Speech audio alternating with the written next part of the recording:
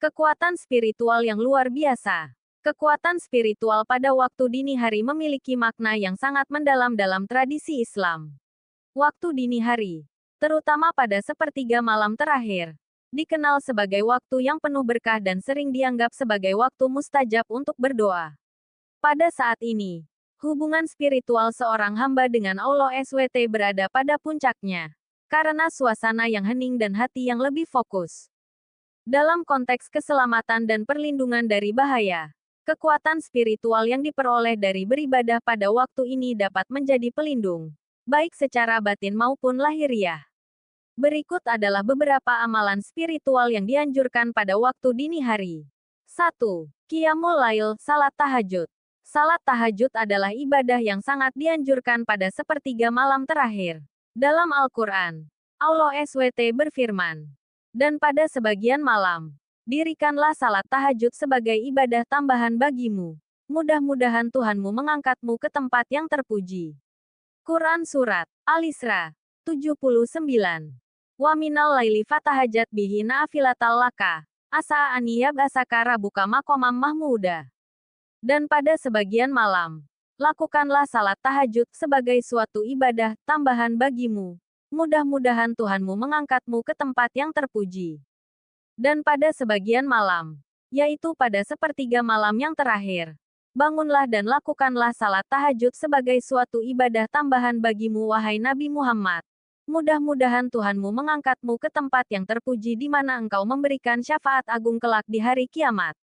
Ayat ini memerintahkan Rasulullah dan kaum muslimin agar bangun di malam hari untuk mengerjakan salat tahajud. Ayat ini merupakan ayat yang pertama kali memerintahkan Rasulullah mengerjakan salat malam sebagai tambahan atas salat yang wajib. Salat malam ini diterangkan oleh hadis Nabi SAW. Bahwasanya Nabi SAW ditanya orang, salat manakah yang paling utama setelah salat yang diwajibkan, salat 5 waktu. Rasulullah SAW menjawab, salat tahajud. Riwayat Muslim dari Abu Hurairah. Dari hadis-hadis Nabi yang sahih, yang diriwayatkan dari Aisyah dan Ibnu Abbas dipahami bahwa Nabi Muhammad SAW bangun untuk mengerjakan salat tahajud setelah beliau tidur. Kebiasaan Nabi ini dapat dijadikan dasar hukum bahwa salat tahajud itu sunat dikerjakan oleh seseorang setelah tidur beberapa saat di malam hari. Kemudian pada pertengahan malam hari ia bangun untuk salat tahajud. Kemudian Allah SWT menerangkan bahwa hukum salat tahajud itu adalah sebagai ibadah tambahan bagi Rasulullah di samping salat 5 waktu. Oleh karena itu, hukumnya bagi Rasulullah adalah wajib, sedang bagi umatnya adalah sunat. Dalam ayat ini, diterangkan tujuan salat tahajud bagi Nabi Muhammad ialah agar Allah SWT dapat menempatkannya pada maqaman mahmudan, di tempat yang terpuji. Yang dimaksud dengan maqaman mahmudan ialah syafaat Rasulullah SAW pada hari kiamat. Pada hari itu manusia mengalami keadaan yang sangat susah yang tiada taranya. Yang dapat melapangkan dan meringankan manusia dari keadaan yang sangat susah itu hanyalah permohonan Nabi Muhammad SAW kepada Tuhannya, agar orang itu dilapangkan dan diringankan dari penderitaannya. Diriwayatkan oleh At-Tirmidzi dari Abu Hurairah bahwa Rasulullah SAW berkata, maksud maqaman mahmudan dalam ayat ini ialah syafaatku. Hadis Hasan Sahih. Ibnu Jarir At-Tabari mengatakan bahwa kebanyakan para ahli berkata, yang dimaksud dengan maqaman mahmudan itu ialah suatu kedudukan yang dipergunakan oleh Rasulullah SAW pada hari kiamat untuk memberi syafaat kepada manusia, agar Allah SWT meringankan kesusahan dan kesulitan yang mereka alami pada hari itu. Diriwayatkan oleh An-Nasai, Al-Hakim, dan segolongan ahli hadis dari Hujaifah. Allah mengumpulkan manusia pada suatu daratan yang luas pada hari kiamat.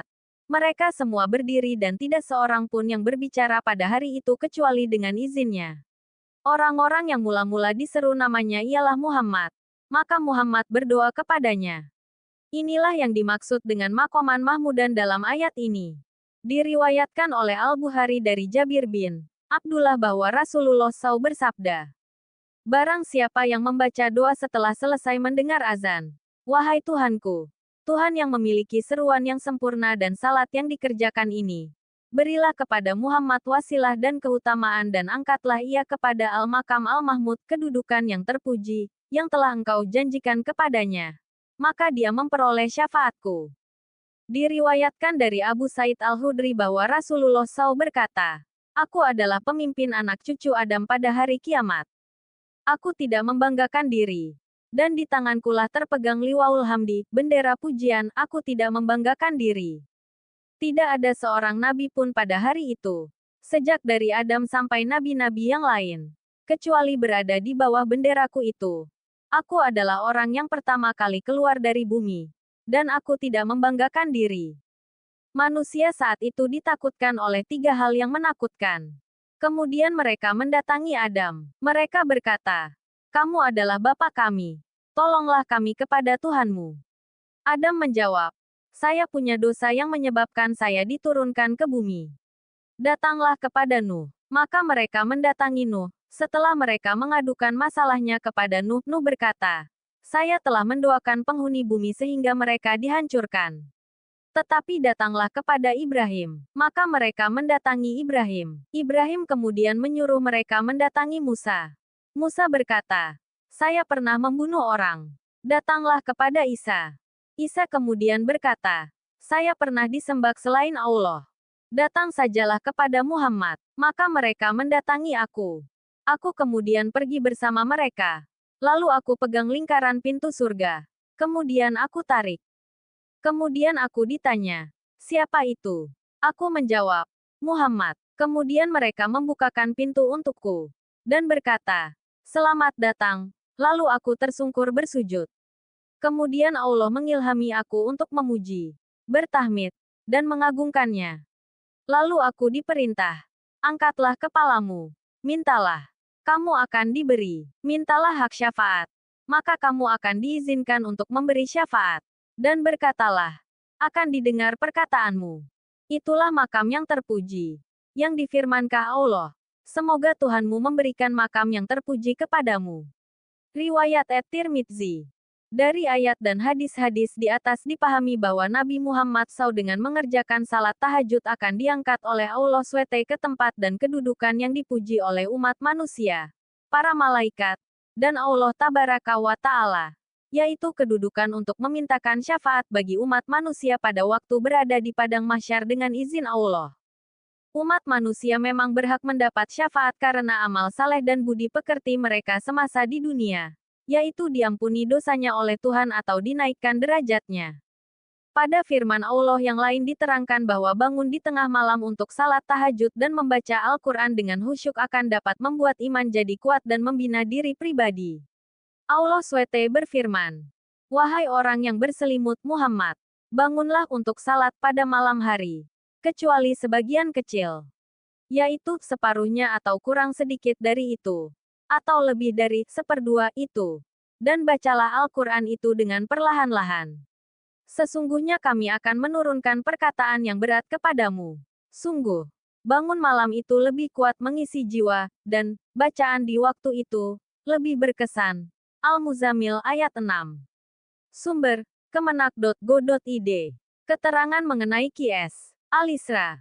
Surat ini terdiri atas 111 ayat, termasuk golongan surat-surat Makkiyah. Dinamakan dengan Al-Isra, yang berarti memperjalankan di malam hari. Berhubung peristiwa Isra, Nabi Muhammad S.A.W.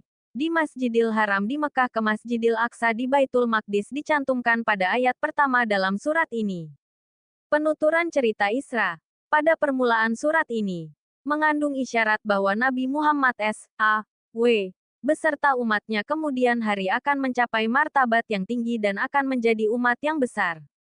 Surat ini dinamakan pula dengan Bani Israel artinya keturunan Israel berhubung dengan permulaan surat ini, yakni pada ayat kedua sampai dengan ayat ke-8 dan kemudian dekat akhir surat yakni pada ayat 101 sampai dengan ayat 104. Allah menyebutkan tentang Bani Israel yang setelah menjadi bangsa yang kuat lagi besar lalu menjadi bangsa yang terhina karena menyimpang dari ajaran Allah SWT. Dihubungkannya kisah Isra dengan riwayat Bani Israel pada surat ini, memberikan peringatan bahwa umat Islam akan mengalami keruntuhan, sebagaimana halnya Bani Israel, apabila mereka juga meninggalkan ajaran-ajaran agamanya. Salat ini membawa ketenangan jiwa dan keyakinan akan perlindungan Allah.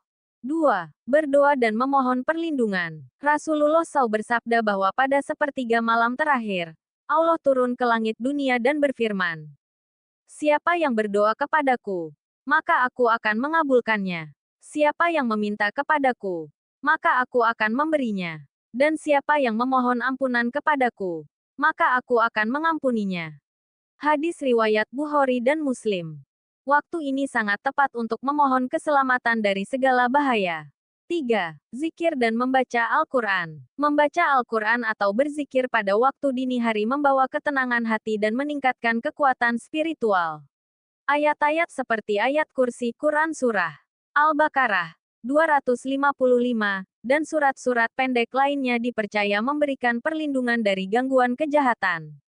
4. Istighfar. Memohon ampunan istighfar di waktu ini membuka pintu rahmat Allah dan menjauhkan dari segala mara bahaya. Dalam Al-Quran disebutkan, dan pada waktu sahur mereka memohon ampunan. Quran Surat Az-Zariyat 18. Wabilasari ham yastakfirun. Dan pada akhir malam mereka memohon ampunan kepada Allah. Sebagian waktunya dipergunakan untuk melakukan kebaikan dan ibadah kepada Tuhannya.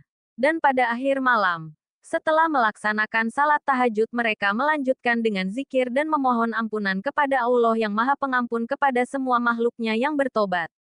Ayat ini menerangkan tentang sifat-sifat orang yang takwa, yaitu sedikit sekali tidur di waktu malam karena mengisi waktu dengan salat tahajud. Mereka dalam melakukan ibadah tahajudnya merasa tenang dan penuh dengan kerinduan dan dalam munajatnya kepada Allah sengaja memilih waktu yang sunyi dari gangguan makhluk lain seperti dua orang pengantin baru dalam menumpahkan isi hati kepada kesayangannya. Tentu memilih tempat dan waktu yang nyaman dan aman bebas dari gangguan siapapun. Mereka ingat bahwa hidup berkumpul dengan keluarga dan yang lainnya tidak dapat berlangsung selama-lamanya. Bila telah tiba ajal, pasti berpisah. Masuk ke dalam kubur, masing-masing sendirian saja. Oleh karena itu, sebelum tiba waktu perpisahan, mereka merasa sangat perlu mengadakan hubungan hikmat dan mahabbah dengan Tuhan yang Maha Kuasa, satu-satunya penguasa yang dapat memenuhi segala harapan. Di akhir-akhir malam pada waktu sahur, mereka memohon ampun kepada Allah. Sengaja dipilihnya waktu sahur itu oleh karena kebanyakan orang sedang tidur nyenyak. Keadaan sunyi dari segala kesibukan sehingga mudah menjalin hubungan dengan Tuhannya. Sumber, kemenak.go.id. Dengan menjaga rutinitas spiritual di waktu dini hari, seorang muslim dapat merasakan perlindungan yang mendalam, baik dari segi fisik maupun spiritual. Keyakinan dan kekuatan yang diperoleh akan menjadi pelindung dari segala macam kejahatan.